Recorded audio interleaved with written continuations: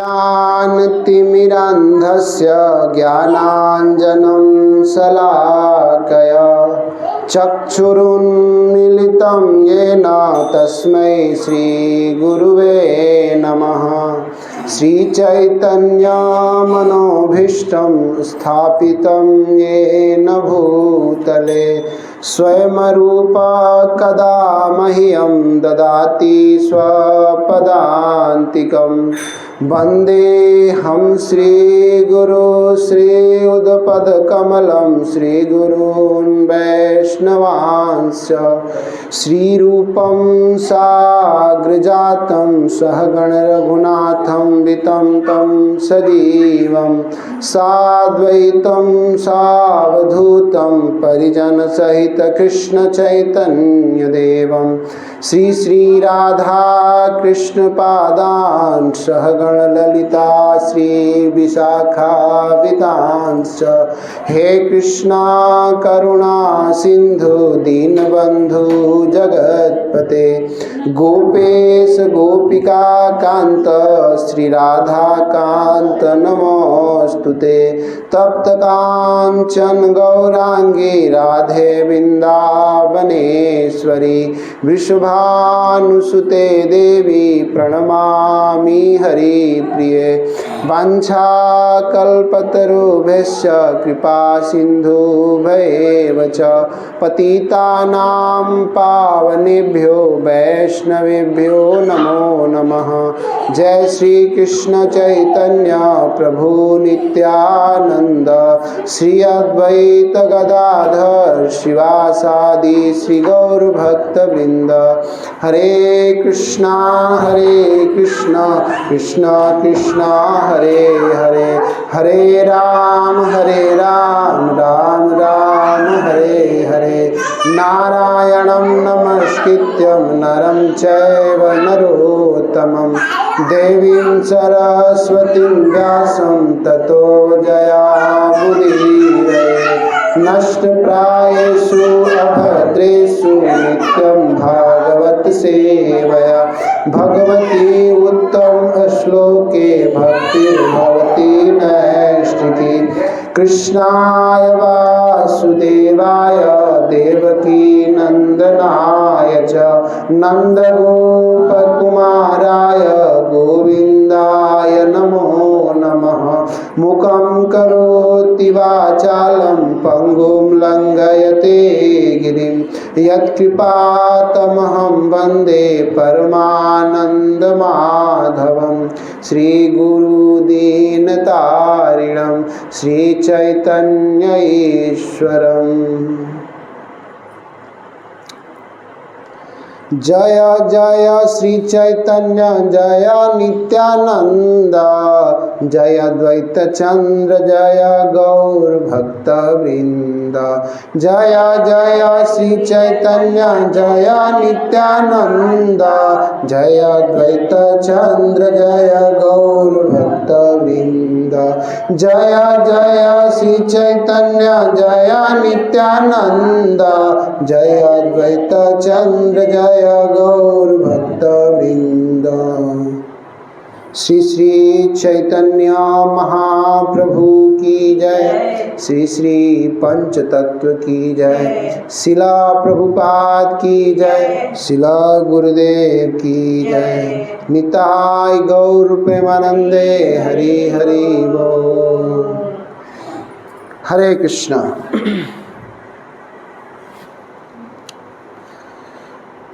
तो पिछले हफ्ते हम लोग एक श्लोक श्रवण किए थे जिसमें कविराज गोस्वामी बता रहे हैं कि भगवान की कृपा प्राप्त करने का सरलतम उपाय क्या है। तो उसमें वहाँ पर बता रहे हैं कविराज गोस्वामी कि भगवान के चरण कमल हम लोग को कैसे प्राप्त हो सकते हैं, उसके लिए क्या करना चाहिए। तो वो तो श्लोक इस प्रकार है। एछे प्रभु सच्ची घरे कृपाए कैला अवतारे, यही यहाँ करे श्रवण। गौर प्रभु दयामय तारे है न सदाय, से पाए ताहर चरण। तो इस तरह चैतन्य महाप्रभु अपनी अहेतुकी कृपावश सच्ची देवी के घर में अवतरित हुए। चैतन्य महाप्रभु उस किसी भी व्यक्ति पर अत्यंत कृपालु होते हैं जो उनके जन्म के इस वृतांत को सुनता है। ऐसा मनुष्य महाप्रभु के चरण कमलों को प्राप्त कर लेता है। तो चैतन्य महाप्रभु के कृपा पात्र कौन हो सकते हैं? जो महाप्रभु के जन्म के वृतांत को सुनते हैं, अर्थात जन्म की लीलाओं का श्रवण करते हैं, तो वो भगवान के चरण कमल प्राप्त करने के अधिकारी हो सकते हैं। दूसरी तरफ जो भगवान के लीलाओं का श्रवण नहीं करते हैं, वो भगवान के चरण कमल प्राप्त करने का अधिकारी नहीं हो सकते हैं।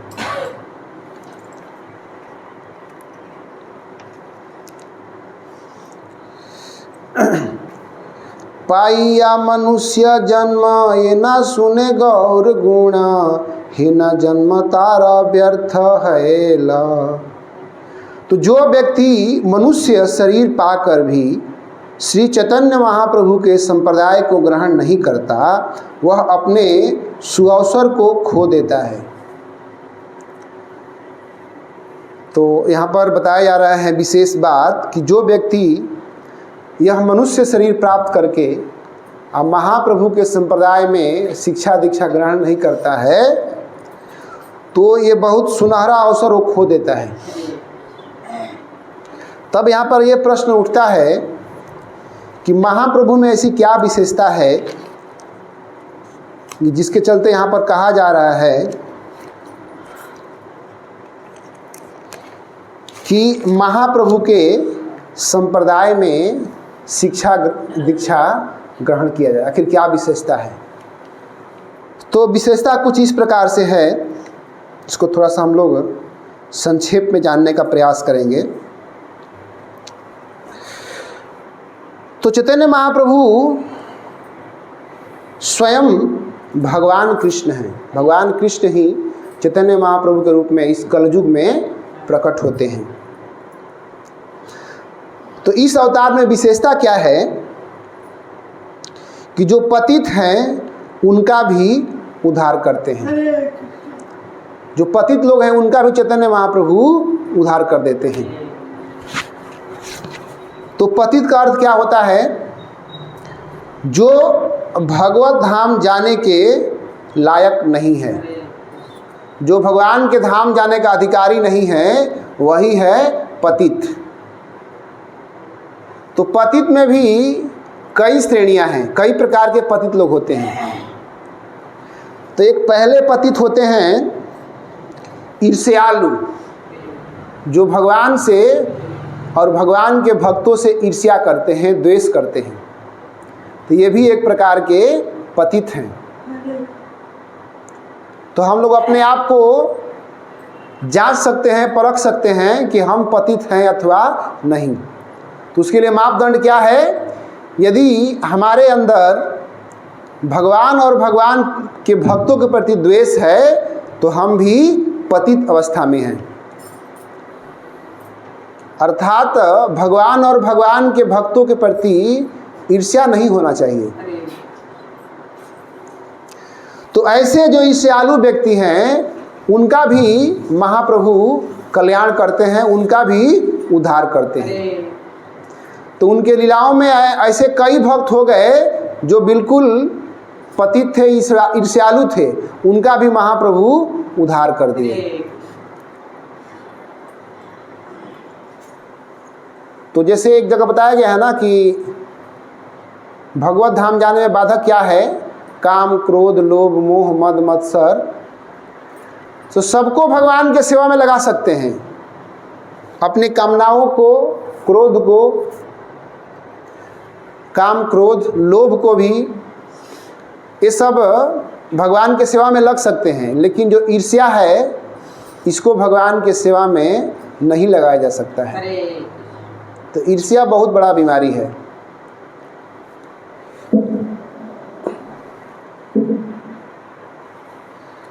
तो ऐसे ही एक ईर्ष्यालु भक्त थे, उनको संक्षेप में थोड़ा सा उस लीला को हम लोग श्रवण करेंगे।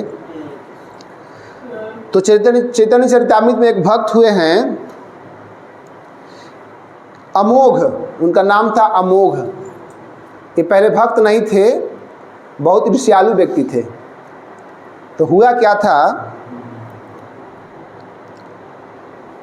एक बार चैतन्य महाप्रभु सार्वभौम भट्टाचार्य के घर पे वहाँ पर ठहरे हुए थे। तो सार्वभौम भट्टाचार्य वो भक्त थे, तो कहीं से आके सार्वभौम भट्टाचार्य के घर पे चैतन्य महाप्रभु ठहरते थे। 1 महीने तक वहाँ पर ठहरे थे महाप्रभु। तो तरह तरह के व्यंजन, तरह तरह के पकवान बना के चैतन्य महाप्रभु को सार्वभौम भट्टाचार्य प्रसाद खिलाते थे। तो खूब प्रसन्नता से महाप्रभु पाते थे। एक दिन क्या हुआ कि बहुत सारा व्यंजन, बहुत सारा मिठाई बनाए तरह तरह के, कुछ फेस्टिवल रहा होगा उस दिन। और वहीं पे उनका जो अमोघ नाम का जो दामाद था वहीं पे बैठा था। तो उसके अंदर महाप्रभु के प्रति बहुत ईर्ष्या था। तो उस दिन उसका ईर्ष्या प्रकट हो गया।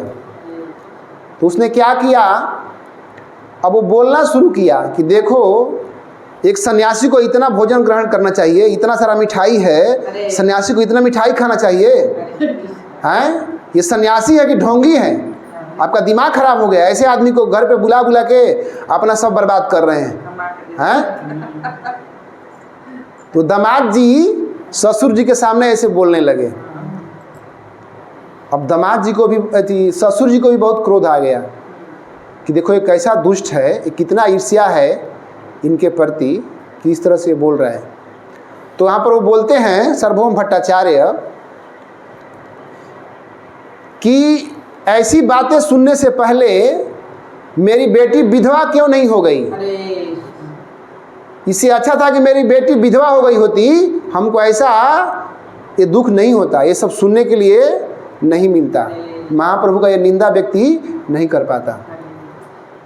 तो तुम कैसे दुष्ट व्यक्ति हो कि इतने उच्च कोटि के सन्यासी की तुम निंदा कर रहे हो? चले जाओ यहाँ से, जल्दी जाओ यहाँ से, भाग जाओ मेरे सामने से। तो डांटे उनको, दामाद जी को डांट दिए।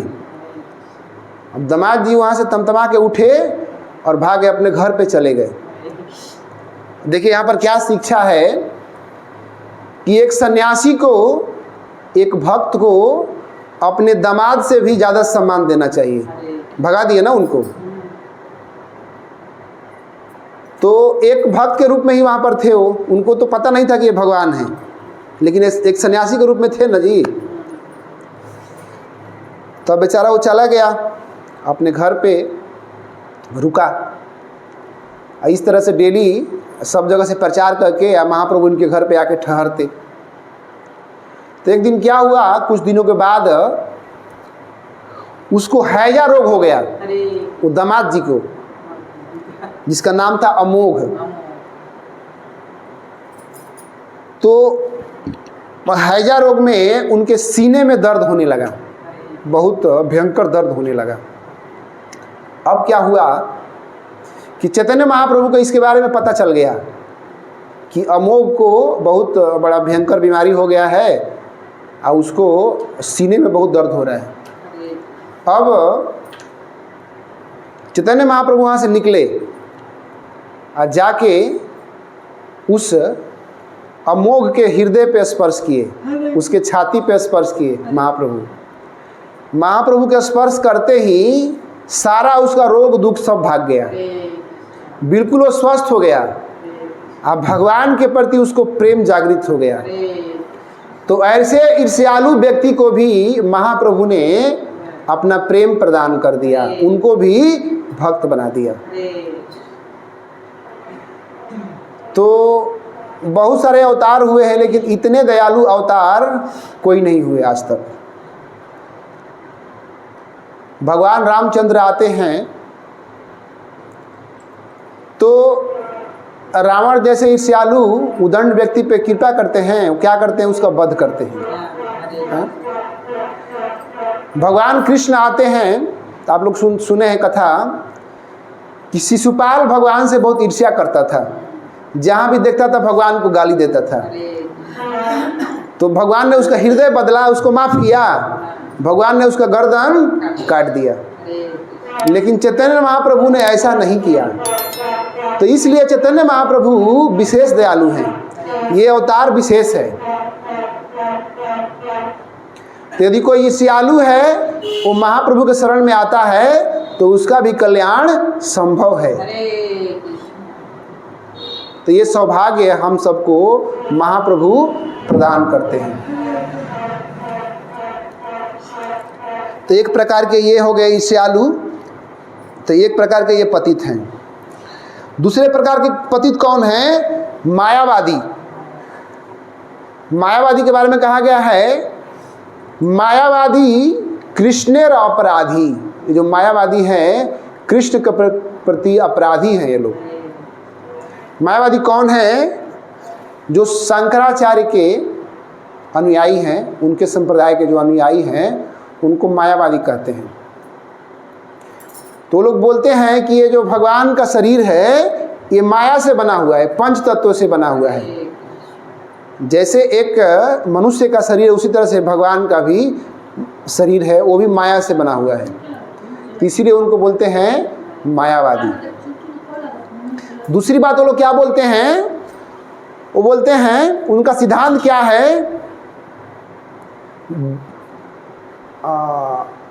अद्वैतवाद। अद्वैतवाद मतलब कि भगवान और जीव दोनों एक ही है। जीव भी एक दिन भगवान बन जाएगा।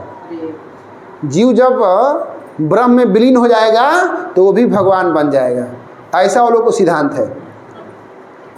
लेकिन इस सिद्धांत का खंडन भगवद गीता में ही भगवान ने किया है। भगवान क्या बोलते हैं? ममे वांसे जीव लोके जीवभूत सनातन। तो जीव सनातन है, ऐसा भगवान बोलते हैं। अर्थात ब्रह्म में विलीन होने से जीव का अस्तित्व खत्म नहीं होता है, जीव सनातन बना रहता है। जीव का अस्तित्व कभी भी नष्ट नहीं होता है। वो लोग क्या उदाहरण देते हैं कि जैसे बहुत सारी नदियाँ समुद्र में मिल जाती हैं तो क्या बन जाती हैं? वो भी समुद्र बन जाती हैं।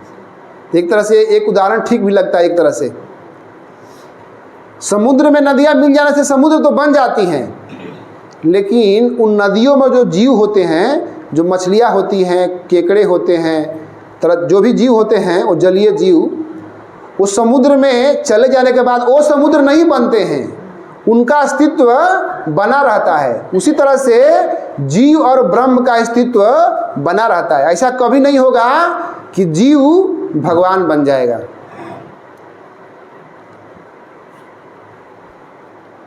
तो वो लोग का सिद्धांत इस प्रकार से है।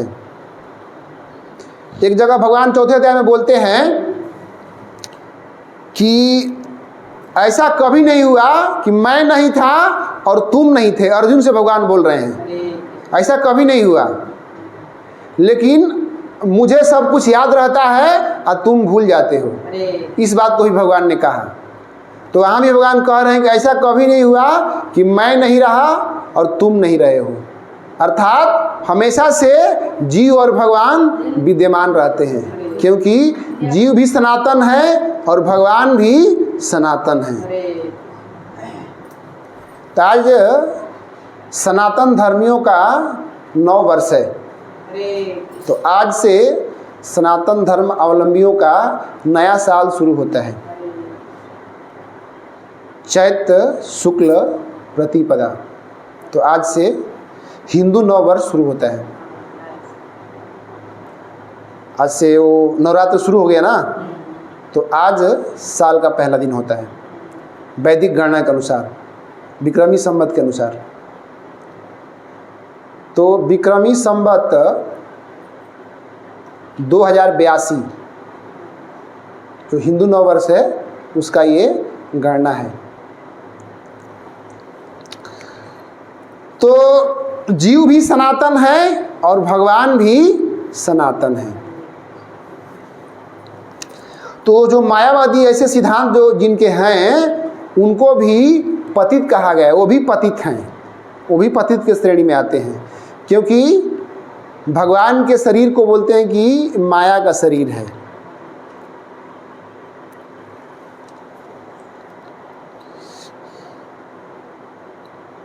तीसरे प्रकार के पतित कौन है, पापी कौन है? जैसे जगाई मधाई। जगाई मधाई के बारे में कहा गया है कि ये दोनों इतने पापी थे जिनके पापों की गणना जमराज जी भी नहीं कर सकते थे, इतने पापी थे ये लोग। अजामिल से करोड़ों गुना पापी थे ये दोनों, जगाई और मधाई। तो उन जगाई और मधाई का भी भगवान ने वध नहीं किया, उसको भी, उनका भी उद्धार कर दिए महाप्रभु। चक्र निकाले थे मारने के लिए, लेकिन भक्तों के प्रार्थना से उनको माफ़ कर दिए, उनको भी अपना प्रेम प्रदान किए। तो ऐसे दयालु हैं श्रीमन चैतन्य महाप्रभु। तो कितना भी कोई अपने जीवन में पाप किया है, यदि वो महाप्रभु के शरण में आ जाता है तो उसको भगवान माफ़ कर सकते हैं, अपना प्रेम प्रदान कर सकते हैं।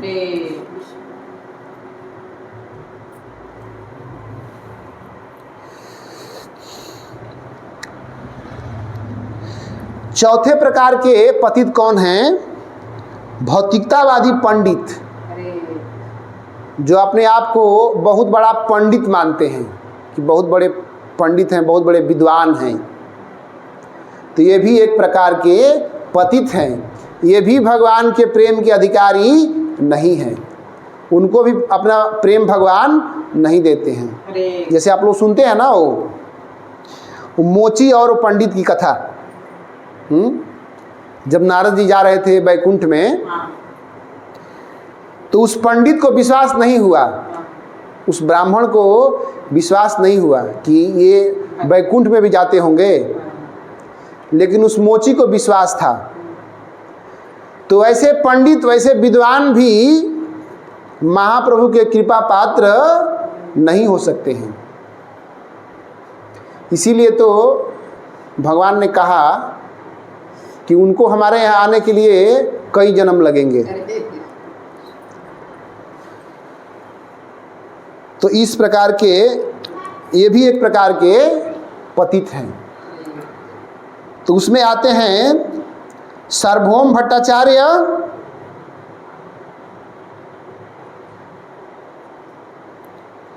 और केशव कश्मीरी। केशव कश्मीरी कश्मीर का एक बहुत बड़ा प्रकांड विद्वान था,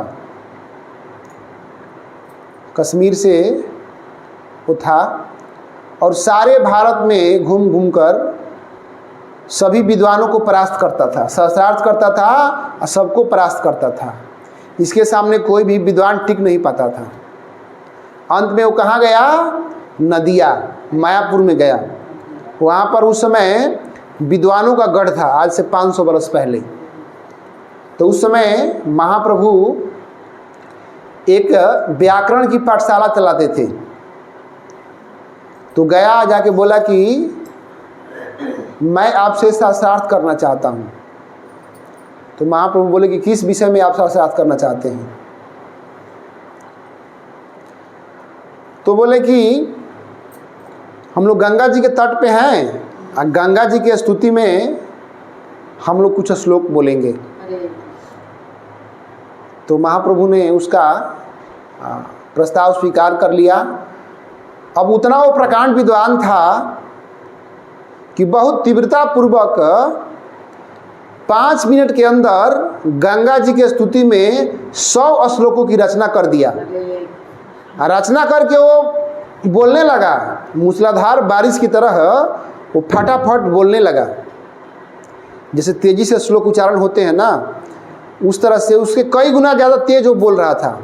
अब पहले से श्लोक बनाया नहीं था, वो वहीं पे बना के वो बोलते जा रहा था, इतना प्रकांड विद्वान था गंगा जी की स्तुति में। तो इस तरह से 5 मिनट के अंदर 100 श्लोक बोल दिया। सोचिए कितना बड़ा प्रकांड विद्वान होगा वो। उसके सामने भारत के कोई विद्वान टिक नहीं पा रहे थे।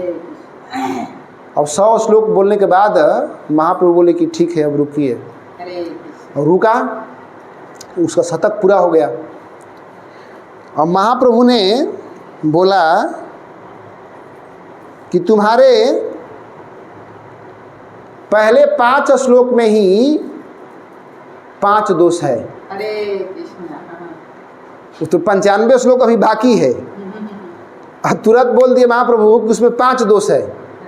ये तो चकित हो गया कि ऐसे कैसे हो सकता है, इतना मैं तेजी से बोल रहा था, ये कैसे दोष निकाल दिए, हाँ ये कैसे संभव हो सकता है।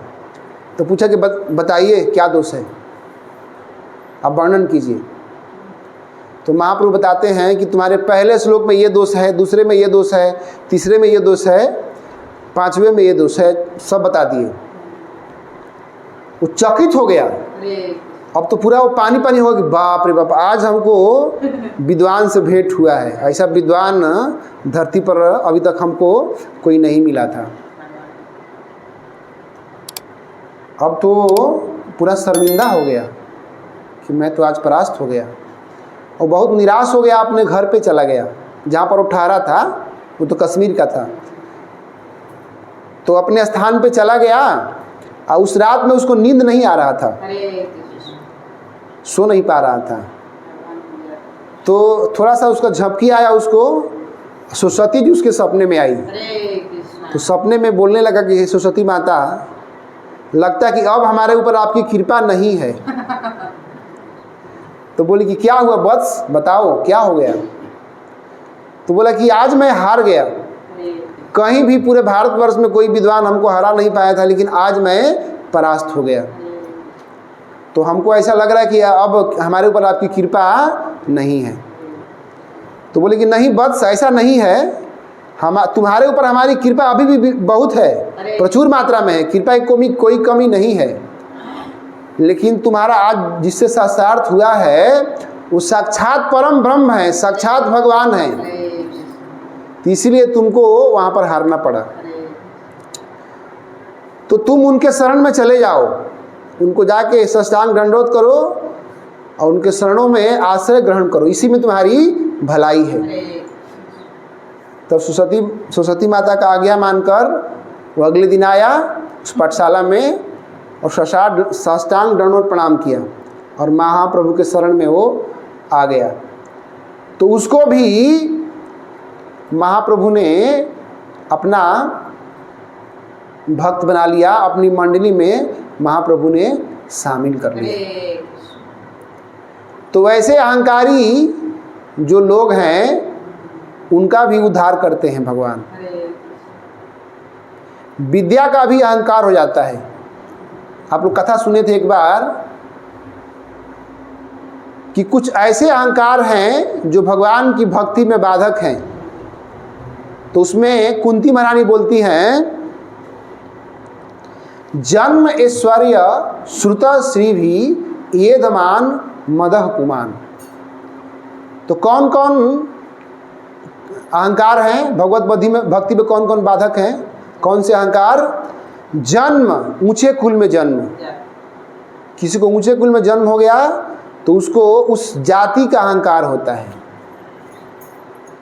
जन्म, ऐश्वर्य, किसी को बहुत बड़ा पद प्रतिष्ठा मिल गया तो उसको भी बड़ा अहंकार होता है अपने पद का।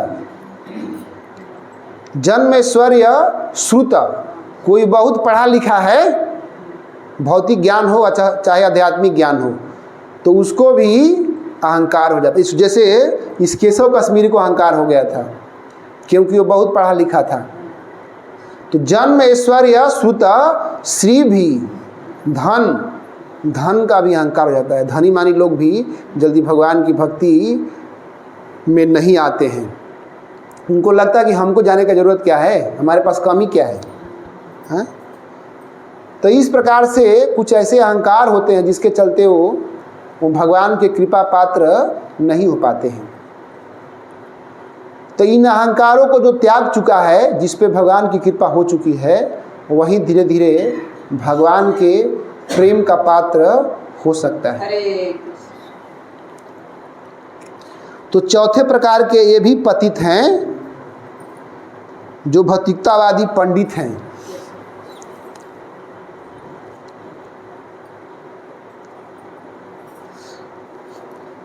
और पांचवें प्रकार के पतित कुछ ऐसे होते हैं जिनको भयंकर बीमारी होता है, कोई भयंकर बीमारी उनको है, तो वो भी एक प्रकार के पतित हैं। किसी को भयंकर बीमारी होता है तो क्यों होता है? उसके पूर्व जन्मों के परिणाम हैं, जिसके चलते उसको कई प्रकार के भयंकर बीमारी हो जाते हैं। हालांकि कभी कभी ऐसा देखा जाता है कि भगवान के भक्त भी बीमार पड़ जाते हैं, कोई भयंकर बीमारी हो जाता है, तो उनमें ये दृष्टि नहीं रखनी चाहिए कि इनके पापों का परिणाम है जो भोग रहे हैं। भगवान के भक्तों को कोई कष्ट होता है, जैसे गुरुजन हैं, तो उन्हें कैसे कष्ट होता है? उनके शिष्य लोग कुछ गलत करते हैं, उनका पाप उनको गुरु जी को भी भोगना पड़ता है। जैसे पिता के संपत्ति का अधिकारी पुत्र होता है ना, उसी तरह से जो शिष्य के जो पाप हैं वो गुरु को भी मिलता है, कुछ अंश में गुरु को भी प्राप्त होता है। तो धीरे धीरे वो एकत्रित होते होते भयंकर बीमारी के रूप में प्रकट होता है। तो संसार में यदि संसारी व्यक्ति है, उसको भयंकर बीमारी हो गया, तो वो भी पतित आत्मा है, वो अच्छी आत्मा नहीं है। तो ऐसे ही एक पतित थे, उनका नाम था वासुदेव। तो ये एक ब्राह्मण थे, ये वासुदेव। तो जब साउथ इंडिया में, दक्षिण भारत में महाप्रभु गए थे, तो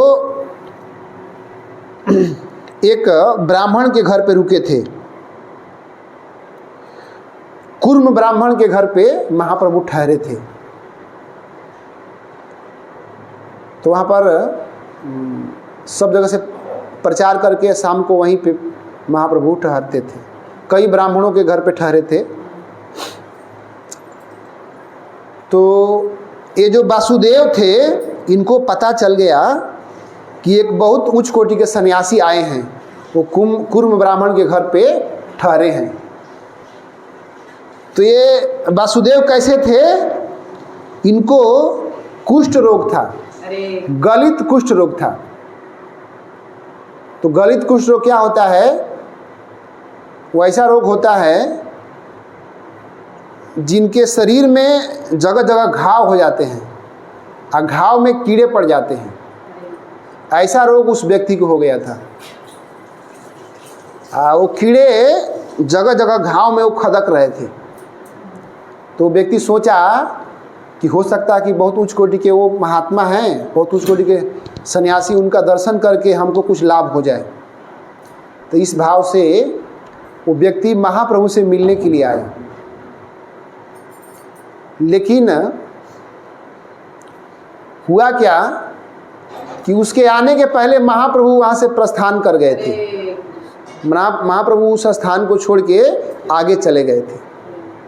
अब वहाँ पर वो पहुँचा, वासुदेव ब्राह्मण जब वहाँ पर पहुँचा, पूछा कि मैं महाप्रभु का दर्शन करने के लिए आया हूँ। तो लोग वहाँ पर बोले कि महाप्रभु तो चले गए, तो बहुत दूर चले गए होंगे। तब वो जो वासुदेव ब्राह्मण था, वो भगवान के विरह में विलाप करने लगा, रोने लगा कि हाय रे दुर्भाग्य, कैसा मेरा दुर्भाग्य है कि हमें महाप्रभु का दर्शन नहीं हो पाया। कैसा मेरा दुर्भाग्य है, कैसा मैं पतित हूँ, हमारे जैसे पतित का उद्धार कैसे होगा, हम कैसे इस कष्ट से बाहर निकल सकते हैं। तरह तरह से गा गा के वो विलाप करने लगा जैसे स्त्रियां कभी कभी दुख में रोती हैं तो गा गा के रोती है ना, कि हाय रे दैव सब दुख हमारे पर गिरल बा, हाय हो, गाती है ना, गाते गाते रोती हैं, उसको विलाप बोलते हैं। तो उसी तरह से वो वासुदेव ब्राह्मण विलाप करके उनके विरह में रोने लगे। तो चैतन्य महाप्रभु को ये बात पता चल गया कि कोई एक व्यक्ति हैं जो बहुत दुखी हैं, अब मेरे विरह में रो रहे हैं कि हमारा दर्शन नहीं हो पाया। तो महाप्रभु इस बात को सुन के वहाँ से लौट गए कि मैं उस व्यक्ति को दर्शन दूंगा, उसको कृतार्थ करूंगा। तो महाप्रभु लौट के आ गए, वहाँ पर उस स्थान पर। महाप्रभु उस व्यक्ति को देखे तो क्या दृश्य था कि उसके शरीर में जगह जगह घाव हो गया था, इस तरह से मुआद बह रहा था, और उस घाव में कीड़े फदक रहे थे, कीड़े उसमें फुदक रहे थे।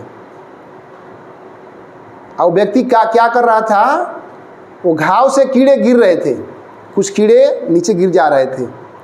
हरे कृष्णा कृष्णा कृष्णा हरे हरे, हरे राम राम राम हरे हरे। तो महाप्रभु क्या देखे, उन कीड़ों को उठाकर वो व्यक्ति पुनः अपने शरीर में डाल रहा था।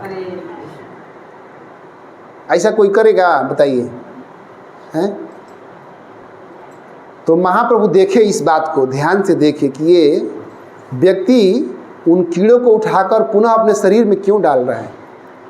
तो महाप्रभु को जिज्ञासा हो गया। तो महाप्रभु उससे पूछे कि हे वासुदेव, तुम उन कीड़ों को पुनः अपने शरीर में क्यों डाल रहे हो जो गिर चुके हैं। तो व्यक्ति वो बोला, विचित्र जवाब दिया, वो बोला ये कीड़े हमारे शरीर से गिरने के बाद इनका अस्तित्व कहाँ रह पाएगा, ये तो मर जाएंगे, हमारा शरीर भी अब जाने वाला है, उससे अच्छा है कि ये शरीर हमारे शरीर में खाते रहें, इनका जीवन चलता रहे, तो इनको मैं अपने शरीर से दूर क्यों करूं। तो इनको आहार मिलता रहे, इसीलिए मैं इनको उठा के अपने शरीर में रख लेता हूं। तो महाप्रभु जब इस बात को सुने कि कितना इसके अंदर जीवों के प्रति दया है, तो इस दया भाव से महाप्रभु द्रवित हो गए और उसको तुरंत गले से लगा लिए, उसको आलिंगन कर लिए महाप्रभु। जब आलिंगन किए तो उसका सारा जो कुष्ठ रोग था वो सब उस रोग से वो मुक्त हो गया, सारा घाव उसका बिल्कुल ठीक हो गया, बिल्कुल वो स्वस्थ हो गया। अब देखा तो वो चकित हो गया, अरे ये क्या हो गया, मेरे घाव किधर गए, इधर भी था इधर भी था, किधर गए, वो बिल्कुल चकित हो गया। अब महाप्रभु के चरणों में वो साष्टांग दंडवत गिर गया। इस तरह से महाप्रभु का स्तुति करने लगा कि हे महाप्रभु, आप कितने दयालु हैं कि हमारे जैसे पतित का भी आप आलिंगन कर लिए। हमारे गांव के जो दुष्ट लोग हैं ना, वो भी हमारा स्पर्श करना नहीं चाहते हैं, हमसे दूर रहते हैं। अच्छे लोग तो दूर रहते ही हैं, जो दुष्ट लोग हैं वो भी दूर रहते हैं हमसे। अब बताइए ऐसे व्यक्ति कौन स्पर्श करना चाहेगा, कोई छूना चाहेगा? जिसको ऐसा भयंकर रोग हुआ है, जिससे मुआद बह रहे हैं, कीड़े फुदक रहे हैं उसके घाव में, कोई भी उससे दूर रहना चाहेगा। कुछ ऐसे बीमारी हो जाता है तो व्यक्ति उसको स्पर्श नहीं करना चाहता है।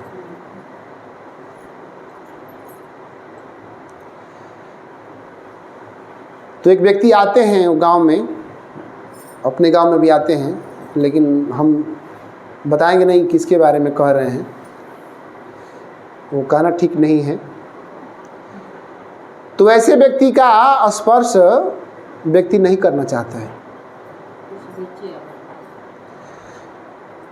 तो बताइए कि उस प्रकार का वो रोग उस व्यक्ति के पास नहीं है, फिर भी सब लोग उसके पास नहीं जाते हैं। और जिसको इस प्रकार का भयंकर रोग है उसको भी भगवान आलिंगन कर लिए। तो उसके अंदर क्या विशेषता था, क्या गुण था? एक ही गुण था, जीवों के प्रति दया। तो ये भी गुण है भगवान का कृपा प्राप्त करने के लिए। लेकिन आजकल लोग मांसाहार करते हैं, तो उन लोगों पे भगवान दया कैसे कर सकते हैं? बोलते हैं लोग ई माला सब खाला। तो जो ऐसे क्रूर व्यक्ति हैं, ऐसे लोगों पे भगवान की दया संभव नहीं है, कितना भी आप दया मांग लीजिए। तो भगवान की कृपा दया प्राप्त करने के लिए पात्रता क्या है? जीवों पे व्यक्ति दया करे, तब उसको दया मिल सकता है। तो इस प्रकार रोग से मुक्त कर दिए महाप्रभु, अपना प्रेम उनको प्रदान कर दिए। और उसके बाद उनको दीक्षित किए। उनका नाम क्या रखे? वासुदेवामृत प्रद, उनका नामकरण किए। उसी नाम में थोड़ा जोड़ दिए भगवान, क्या नाम रखे? वासुदेवामृत प्रद, मतलब कि भगवान वासुदेव का जो अमृत है, कथा रूपी अमृत है, कृपा रूपी जो अमृत है, उसको प्रदान करने वाले वासुदेवामृत प्रद, उनका नाम रखे। महाप्रभु बोले कि जारे देखो तारे कह कृष्ण उपदेश, जाओ और कृष्ण के बारे में सब जगह प्रचार करो। उसको भी अपने मिशन में महाप्रभु लगा दिए। तो महाप्रभु का यही मिशन है कि भगवान की भक्ति का व्यक्ति प्रचार करे। महाप्रभु की यही इच्छा है कि हमारे इस मिशन में भगवान की भक्ति का प्रचार किया जाए, हरे कृष्ण महामंत्र का प्रचार किया जाए। यही महाप्रभु का मिशन है। तो इससे महाप्रभु को बहुत प्रसन्नता होता है जो कोई प्रचार कार्य में लगता है। तो जितना हमको भगवान ने बुद्धि दिया है, जितना भक्ति दिया है, उसी से हमको प्रचार करना है। जितना हमने सीखा है उसको दूसरों से बताना है। यदि आपके प्रयास से कोई एक भी भक्त बन गया तो आप पे भगवान विशेष कृपा करते हैं, दया करते हैं। श्रील प्रभुपाद जी बोलते थे, उनसे पूछा गया कि हे प्रभुपाद जी, आप इतना परिश्रम क्यों करते हैं? इतना आपका वृद्ध शरीर हो गया, फिर भी आप इतना परिश्रम करते हैं। तो महाप्रभु बोले, श्रील प्रभुपाद जी बोले कि मैं परिश्रम इसलिए करता हूँ कि मेरे प्रयास से कोई एक भी शुद्ध भक्त बन गया तो मेरा परिश्रम सार्थक हो जाएगा। तो कितना भी गैलन खून हमारे शरीर से चला जाए वो हमें मंजूर है, लेकिन कोई एक भी भक्त बन गया तो हमारा परिश्रम सफल हो जाएगा। तो हमारे प्रयास से कोई एक भी भक्त भगवान की भक्ति से जुड़ जाता है, भगवान के इस मिशन में, उस सेवा में तत्पर हो जाता है, भगवान के अनुग्रह प्राप्त करने का अधिकारी हो जाता है, तो हम पे भगवान विशेष कृपा करते हैं। तो यदि हम भक्तों को जोड़ते हैं भगवान से, अपने से नहीं जोड़ना है, भगवान से जोड़ना है। लेकिन संसार में, हमारे भारतवर्ष में ऐसे भी संस्थान हैं, वो लोग अपने से जोड़ते हैं, तो भगवान से जोड़ते हैं।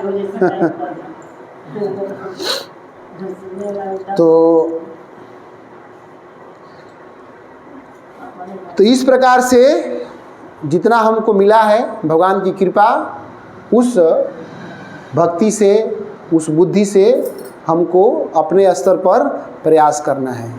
जरूरी नहीं कि हम बहुत बड़े प्रकांड विद्वान हैं तभी हम भगवान के बारे में बता सकते हैं, कह सकते हैं।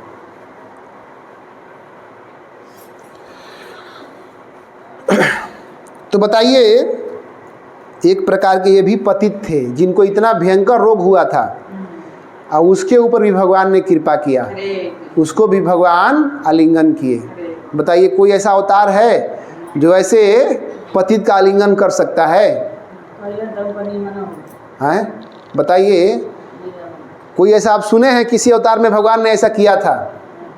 तो इसलिए चैतन्य महाप्रभु विशेष हैं, इनके अवतार की ये विशेषता है।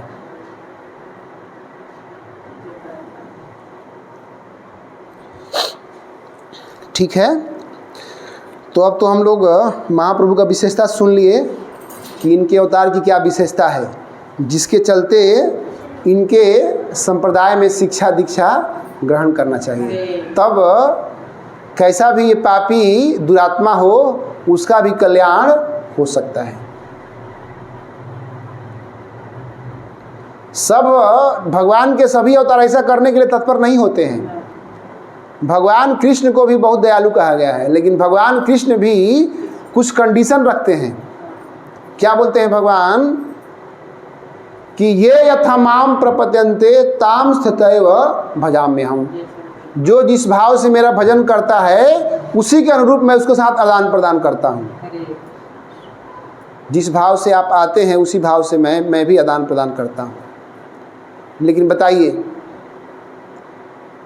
ऐसे ऐसे व्यक्ति का भी महाप्रभु उद्धार करते हैं, कल्याण करते हैं।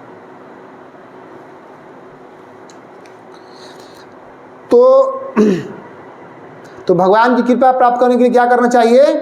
भगवान के लीलाओं का श्रवण करना चाहिए।